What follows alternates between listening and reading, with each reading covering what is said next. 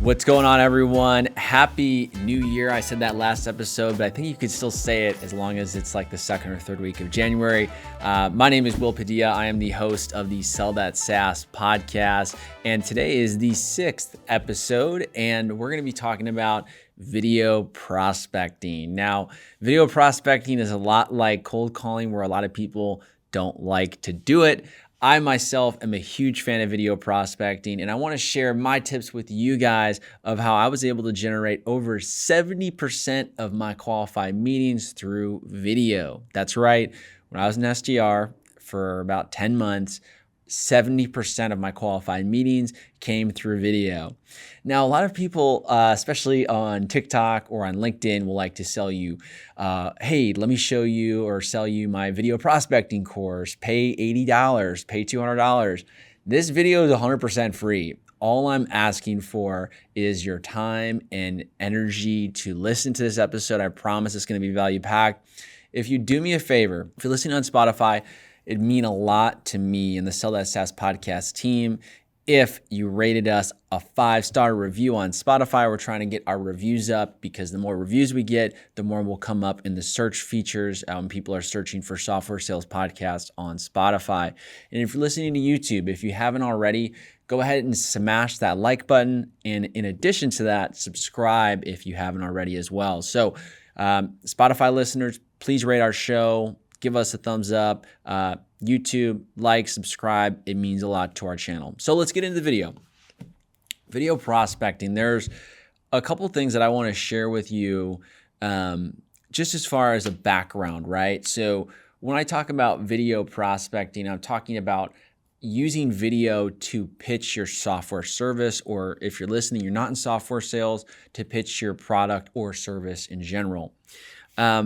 You can use video for a lot of things, right? It doesn't have to be just for prospecting. It can be for deal acceleration. It can be for when you're battling objections. So if an objection comes your way via email, you can make a video a little bit more of an interactive way to overcome that objection rather than just an email. Video is quite engaging. And just to give you some stats. So I work at a fairly successful tech company, and we have a VP of sales, and he mentioned just how many times he gets outreached by sales reps every day. He says maybe he'll receive 2 to 3 cold calls.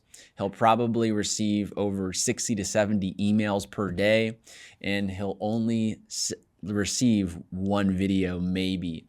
And he said he always watches the videos because that's human nature, right? You're not used to seeing a video pop up when someone reaches out to you. So I'm going to give you my framework of how I prospect through video. I'm not talking about how to use video for introductions or objections, although very useful. This episode is going to be strictly on outbound prospecting with video. So there's a couple of things you need to know, and I'm going to do you guys a huge favor. I'm going to put these all in the description of this episode on Spotify and on YouTube, links to these products. So the first thing you need to do is get a whiteboard. A whiteboard is going to be your attention grabber. So these are my notes here, but picture if I were to do something like this. I have the notepad, and I write, "Hi, Will." Now I have this "Hi, Will." I'm waving at the start of the animation for the gift, and they're able to, just really have their attention. You're grabbing their attention. That's what it's for. So get a whiteboard. I'll link it in the description. The same whiteboard I bought on Amazon. It's no more than like $20. And plus, a lot of companies have professional development budgets. You can use that money to purchase this whiteboard. So that has always been a staple, and every time I reach out is using a whiteboard. It's extra, but I'm telling you, being extra in sales gets you views, gets you meetings, and gets you liked. I mean, people love it. I received plenty of messages. I was just looking at one. He said, "This is probably one of the best outreaches I've ever had. No one sends me a video. Love that you shared this." And then he gave me some information about his company, and we actually set up a meeting. I've had big time CEOs from big brands reach out and say, this is great. Really appreciate the effort and time. And the whiteboard definitely caught my attention. So that's step number one, get a whiteboard. Then you're going to get a ring light. A ring light is going to be making you look all nice and pretty on camera. I know, right? You think, well, I just woke up or I work from home. You got to put yourself together for video prospecting. That's why no one likes to do it, is because it takes effort. I'm going to link the ring light in the description. It's super easy. It clips on the back of your Mac. It's like no more than $30. So I'm going to link all of these on Amazon. I'm not sponsored by any of these products, although I should be. I should be an Amazon affiliate, but I'm not. I wish I had a discount for you guys, but they're low cost. The third thing you need to do, because this is going to be a key in terms of like just the way that you sound. So you hear me now. I have this microphone. I'm talking really nice. The audio is crisp. I always recommend to get a good headset, so that way when you are video prospecting or sending these videos, not only is your visual crisp, it looks nice, but your audio sounds good as well. I recommend a headset that I use called Plantronics. Plantronics, I'll link the Amazon link. It's about $70, so it's a little bit more expensive, but again, use your professional development budget from your company or message your manager if they can reimburse you for these products. If they can't, it's a good investment in general because you can use the headset to make cold calls as well as make videos. So after you have these three things, you're kind of, from a setup standpoint, good to go. From there, I want to tell you kind of the psychology of how I video prospect, and we'll get into the actual video and then the message itself in a bit. But right now I want to talk to you about the psychology behind video prospecting and how I did it. A lot of you are probably thinking, oh, am I sending this video through email? Actually, no. I never sent initial videos through email for two reasons. One, email blockers. Videos have a lot of links embedded in them, and a lot of people's spam filters will filter that email out, without the video actually reaching the prospect. Number two, people's emails are flooded. They're not always checking them. They might see, oh, this is from a sales rep or a sender I don't know, delete, without actually taking the time to look at the email. So that's why I stayed away from video prospecting via email. That's just me. What I did was I video prospected on LinkedIn. In order to video prospect on LinkedIn, you have to have a good profile. I linked my LinkedIn in the description on YouTube and on Spotify listeners. And for Apple Podcasts, I'll link it as well. For Apple Podcasts, I take that back. If you're listening on Apple, go to YouTube or Spotify, you'll find the links. But go to my LinkedIn profile for a good example. So what you want is you want a crisp headshot, you want a nice background, and for your tagline of what you do, don't be the basic rep who's like account executive at Salesforce. No one, if you're reaching out to people, they automatically know that you're a sales rep. So what I like to say is I like to take your role and make it a little bit more of a twist, a little bit more entertaining. So if you look at my LinkedIn, it says revolutionizing creator management at Grin. What do I really do? I'm a senior account executive at Grin. But what I like to tell prospects is like, hey, I'm selling a software that is going to revolutionize the way that you manage your creators. I sell influencer marketing software. A couple really good headlines I like are from some other people. That I follow. One of my friends is an account executive, and hers is bringing the hype. Like, that's literally her tagline of what she does. She brings the hype because she is an energetic person. And when she's on her demos, she tells people that she brings the hype. She doesn't put anything AE. My other friend, Eric, he has his headline as real good software. Nothing about him being an AE, nothing about him being a sales rep. And so crisp headshot, crisp background, good tagline for your LinkedIn. You'll have the ability to then get your connections accepted a little bit of a higher rate, at least in my opinion. So like, when you're reaching out to prospects, when you're connecting with them, people ask me, do you send a note? No, I personally would recommend you don't send a note in your LinkedIn connection request. I feel that a blank connection request is way more likely to get accepted than with a note. 2 reasons on this. Number one, a note, so a lot of people will mess it up. They'll act all salesy, or they'll try and do their pitch in the connection note, which turns people off, and they're more likely to decline your message. The second thing that's really annoying about a note in a connection request is once you accept that connection, LinkedIn like pings that you have a message, and you have to then go to your messages, click that message, and then respond. So some people just get annoyed of like, I don't really want to respond to this, so I'm not going to accept their connection. So when you're connecting with prospects, do a blank connection request. It's going to be way more it's going to be a higher likelihood that you're going to have that connection accepted. So basically, for video prospecting to work, you have to send a lot of connection requests. So when you're prospecting new accounts, you want to be connecting with every single person that you feel would be a good fit to have on a qualification call or to make a video for. So for example, one of the accounts that I closed was Garden of Life. Garden of Life is a fairly large company, maybe 600, 700 employees. They have several marketing contacts. I connected with every single one of those. I also connected with the CEO, the CMO, and the VPs. Now, what I do is I wait. And so every second or third day, I would check my recent new connection acceptances. So I'd go on LinkedIn, I'd click My Network, I'd click Connections, and I would click Recently Added. And what I would do is I would have a spreadsheet, and I'd say, okay, I got Sherry, I got Mike, I got William, and I got Vince. They all accepted my connections. So I have a spreadsheet of all their names. And what I did was I calendar blocked like an hour on my calendar to make the videos for my new connections. I wouldn't do this every day, but I would do this every second or third day. Now, once I was connected to them, it was pretty much go time because I'm about to make them a video that they've never seen from a sales rep, and this is the same video that you guys can steal. So what it is it's going to be a video of you basically doing the whiteboard method. So what you're going to need to do to make the video is to download a couple of video prospecting tools that are free on the Chrome store. You can download Loom or you can download Vidyard.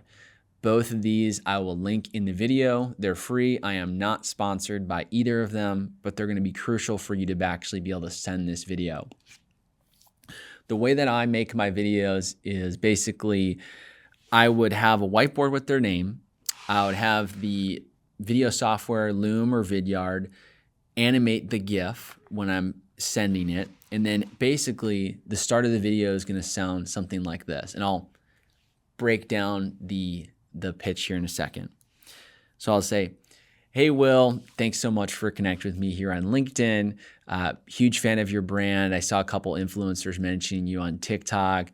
Really wanted to reach out to you to see how you're managing your influencer marketing program. And then for this podcast, I'm going to pause here. But once I would do that, I would say, hey, not sure if you've heard of Grin. However, we're working with several brands in your space, helping them do X, Y, and Z. And I'd have 4 different tabs of my software pulled up. So I'd have the feature that I think would be most important, the second, the third, and the fourth. And I'd quickly touch on our features and how it would be impactful to them and their company. I would close the video with a thanks so much for watching. Would love an opportunity to chat with you if you feel this is worth a conversation. Thank you, and I hope you enjoy the video. Take care. And that's what I would have in the video. And this lasts about 90 seconds. If you're looking for an example video, look no further. In the Spotify description, in the YouTube description, I will link a video that you can watch that's going to be like a test video that you can mirror and use for your video prospecting. This video should be no more than 60 to 70 seconds. So whenever I reach out, I let people know, hey, actually, I've got the script for you guys. So the script would be, hey, Sherry, thanks for connecting with me. I noticed you were the X, Y, and Z at X, Y, and Z company, and I wanted to reach out about your influencer program. I went ahead and made you a quick video under 70 seconds to tell you about why so many brands such as X, Y, and Z choose Grin for their influencer marketing. By the way, I'm a huge fan of XYZ product of yours. Like, you want to give them a genuine compliment. And the video title is, Hi Sherry, Why D2C Founders Choose Grin. And it's an animation of me waving with the whiteboard with their Instagram account in the background. So there's no way the prospect can think that this video is mass sent, that this video isn't personalized. This video is directly sent to them by design. I want them to have no question in their mind that this video I made specifically for them. So what's really nice about this is that when you use a tool like Loom or Vidyard, you can have the tracking capabilities to see who's watching your videos. And I'll get notifications like, Sally at X, Y, and Z company just watched 70% of your video. And you're going to see all of these clicks and watches notifications come in because people are going to be shocked. And even if they're not interested in your service, they're going to watch the video just to see what the heck you're talking about, because I guarantee you the top people that you're reaching out to, these big VPs, these executives, maybe receive one video a week, maybe, because reps don't like to do it. For some reason, it seems that video prospecting is as daunting as making a cold call, because it takes energy and it takes effort as much as a cold call does. And so I think with video prospecting in general, the things that take effort, the things that are hard, are usually the most rewarding, at least in my opinion. Once I sent the video, I had a spreadsheet of the name with 3 sections. The first section was initial outreach completed. And I would check off a box next to their name, letting myself know that I sent the video. Then in Outreach or Salesforce or in any other tool that you're using that's like for task reminders, even a free tool such as Asana, I had a task reminder as soon as I sent that video, hey, 3 days from now, send a follow-up. And if they haven't responded to the video, if they haven't watched it yet, the follow-up would be any feedback on the video I sent you. That's it. From there, I would have another reminder through Outreach or Asana 3 days later of my last and final message. So it was just a 3-step reminder sequence that you have to manually send because it's through LinkedIn. After the 3 days after the 3rd day, so on the 7th day, or 6th day, excuse me, on the 6th day, you would send a message that says, did I lose you? So I would say, hey, X, Y, and Z, curious if influencer marketing is no longer a priority. Hope I didn't lose you. Take care. So that's my last and final message to them.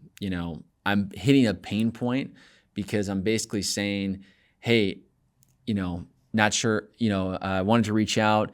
Is influencer marketing no longer a priority for you? Because if it isn't, well, then don't respond. But if it is, definitely feel free to check out this video because this is going to help you. So that would be my 3-step framework. You're going to get people who don't respond. You're going to get people who don't watch your videos. So this is a volume play. So once you video prospect your initial prospects, you have to be diligent about checking your new connection request, because if you don't, you're going to get lost in the sauce. You're going to forget who you sent the connection request to. And people, they take days, weeks to accept your connection. That's okay. My favorite thing to do is as soon as they accepted my connection, I would send them a video immediately, just to kind of do like hey, I'm Will. Thanks for connecting. Here's why I wanted to connect with you, and here's why I think we could be a good fit for your software or for your company. So that's my 3-step follow-up sequence for video prospecting. I would send on average about 25 to 50 videos a week. So you can imagine the volume of connection requests that I was sending. I was sending my max limit every single month. So every single week, I'd probably say I was connecting with, I don't know, 100 to 150 people, or sending 100. I was sending 100 to 150 connection requests, and then I was probably only getting 25 to 50 acceptances. So as many acceptances as I would get per week is the amount of videos that I would send. The key thing about video prospecting is that you need a time block. When you time block your calendar, it lets your coworkers know, your manager know, and yourself know of what you're doing for that specific hour. So when you're video prospecting, only video prospect for that hour. You don't want to send a video, then send an email, then make a cold call. It's not going to work. You need to get in a flow of video prospecting. And if you mess up on your video, send it anyways. If you stutter over your words, if you make a couple mistakes in your pitch, it's okay. Send it anyways, because you know why? It shows that you're a human and you're trying your best. I'm telling you guys, these C-level executives who are receiving your video are going to be shocked, because they don't receive videos from sales reps, because a lot of sales reps are lazy. They don't want to take the time to send a video. But I'm here to tell you that 70% of all my qualified meetings as an SDR came from video prospecting. The reason being is I had a good setup. I had a whiteboard. I had the ring light. I looked good on camera. I washed my face. I showered. I did my hair. I wore something nice. You can't just roll out of bed and send a video. I mean, you could, but you have to look professional. I get that a lot of us work from home, but take pride in yourself. Actually show up and look presentable. I think that that's the power of going into an office. I like going into the office just because I like, dressing nice. I like getting myself put together, and I feel ready to rock and sending videos to prospects. And, I want to be able to sound good. So that's why I get myself a headset or a nice microphone. I guess your AirPods could work too, but I really like the idea of a headset. It makes the video sound way more crisp, just like this mic does. You got to have a great LinkedIn to video prospect, right? Because I'm talking to you guys today about video prospecting through LinkedIn, and no one's going to accept your connection if you have a selfie.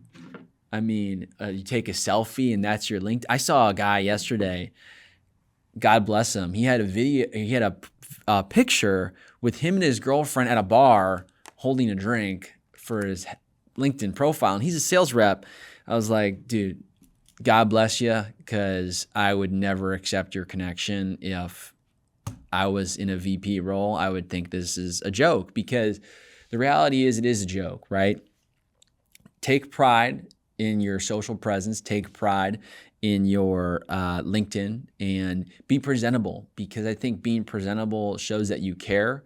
It shows that you care about yourself. It shows that you care about your workplace. It shows that you care about the business that you provide and the service that you provide to your prospects. And the messaging is going to be very key. I think it's important to show relevance of why you're reaching out after the initial connection request. So that's why I like to say, hey, noticed this, saw you were this, wanted to reach out about this. And then I go into, hey, I made you a video. It's under 60, 70 seconds. The reason I do that is because I want to let them know that this video is not going to take too much of your time. So don't worry about me sending you a 5-6 minute video. That's not what this is. And the results are pretty crazy. So I talked about the 70% qualified meetings, but now I want to talk to you about the deals that I've closed.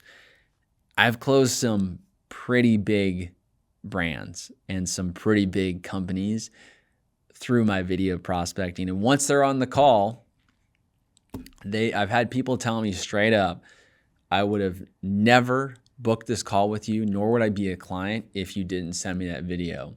They're like, I sent that video to my team, showed them what they need to be doing, because this was great. I've had people offer me jobs because of the video I made them. They've had people respond and say, that was so good. How can you work for us? And though I'm flattered and I have to politely decline, it shows that there's a need for this in the market. If people are responding so positively and so shocked when I send a video, that is market proof that there is not enough video prospecting going on, and that makes it a gap in the market that you can fill. So if you're listening to this podcast, you can fill that gap in the market by being the one who sends a video for your prospects. And if you're thinking to yourself, well, Will, it just sounds like a lot of work. It doesn't sound like something I'm comfortable with. Well, it is a lot of work and it is uncomfortable. So both those things are true. I would challenge you to say, what is going to be your hard, right? It's like easy today, hard later. So in sales terms, you want to just send a bunch of mass emails today, not make any cold calls, not do video prospecting. Likely you'll be fired 9 or 12 months later. That's just the reality. You want to make it hard today, have it easy later. That looks like, hey, I'm going to send, 20, 30 videos a week. I'm going to make 100 cold calls. I'm going to do 200 cold calls, whatever it is. I'm going to send my personalized emails. That's hard. Easy later is promotion, raise, promotion to AE, so you don't have to do that as much anymore.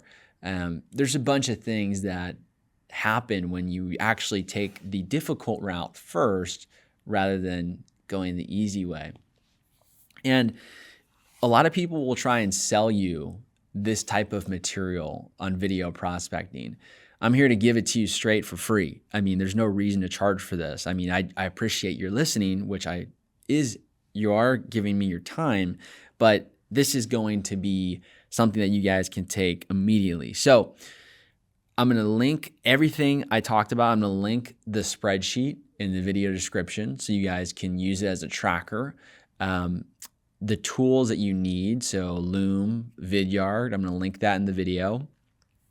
And I want to just close with saying that video prospecting is, I think, kind of not done enough. So as much as I'd like to compare videos to cold calls, I'd almost like to say that people are making cold calls more than they are making videos, because I think almost cold calls is so talked about that reps know they have to do it.